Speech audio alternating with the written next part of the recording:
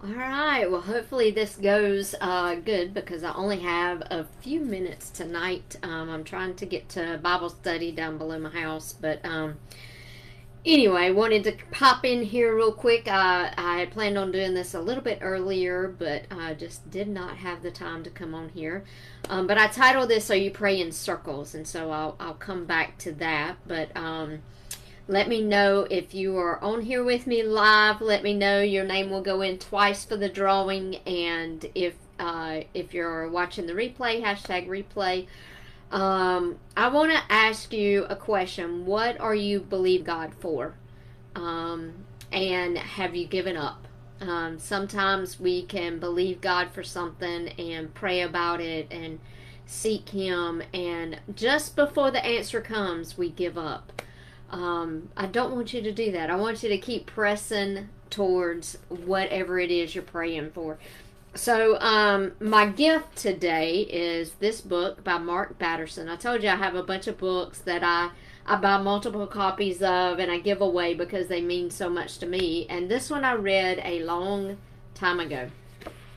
Um, but I wanted to tell you a little bit about what it's about. So, chapter one, it's called "The Legend of the Circle Maker," and it gives you kind of this background, this introduction for the whole book.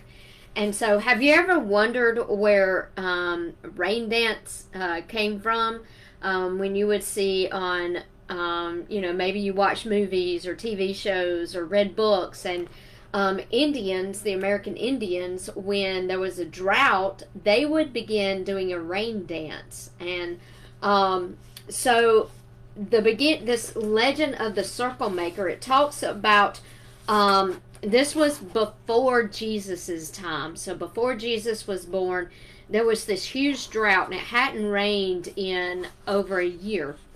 And the ground was parched. It was a devastating drought. It's threatened to destroy a whole generation of people.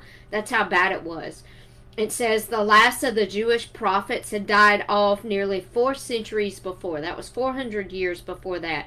Miracles were a distant memory. Today we talk about miracles we've seen and witnessed, and it was non-existent in this day. There were no more miracles being done, experienced. It says God was nowhere to be heard, but there was one man. Do you know somebody in your life, with I know if anybody's going to go to heaven, it's going to be that person. Can you think of that person that will go to heaven, that, dares to believe the Lord, that serves them completely and wholly? That's who this man was. And it says there was one man, an eccentric sage who lived outside the walls of Jerusalem, who dared to pray anyway. The rest of the people thought God wasn't listening, like God would not hear their cry. But this man, his name was Honey. I don't know if that's maybe we'll call him Honey. I don't know exactly how to pronounce his name, but when I read it, I would read Honey, but it could be Honey. And it says, even if the people could no longer hear God, he believed that God would hear them. And it says, when the rain is plentiful, it's an afterthought. Do you ever just get so used to your blessings you don't even notice them anymore? That's kind of what I talked about on the first day of November. Like, there's these, and I shared that at my women's networking group. Like, we get so comfortable in the blessings of God that we don't realize it's a blessing. It's just an afterthought. But during a drought, the rain is your only thought. Like, when is it going to rain again? And it says that's where the people were. And Honey, or Honey, was their only hope. Famous for his ability to pray for rain. Does that sound like somebody else in the Bible? Elijah prayed for rain. It says it was on this day, the day, that Honey would earn his moniker, which was the one who prayed for rain. It says, with a 6-foot staff in his hand, Honey began to turn like a math compass. His circular movement was rhythmical and methodical. 90 degrees, 180 degrees, 270 degrees, 360 degrees. He never looked up as the crowd looked on. And after what seemed like hours but had only been seconds, He stood inside the circle he had drawn.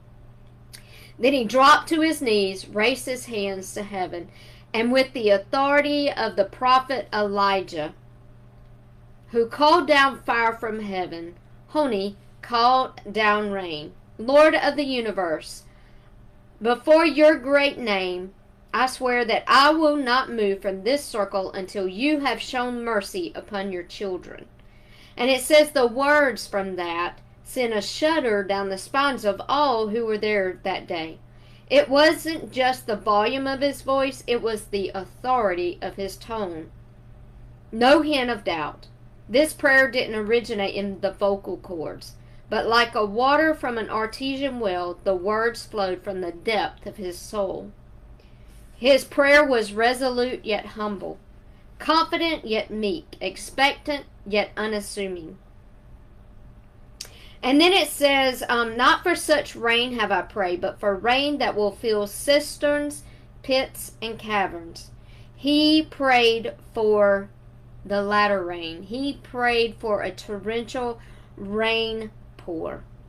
And it says, then, like a well-proportioned sun shower, on a hot and humid August afternoon, it began to rain calmly and peacefully. Each raindrop was a tangible token of God's grace. They didn't just soak the skin, they soaked the spirit with faith.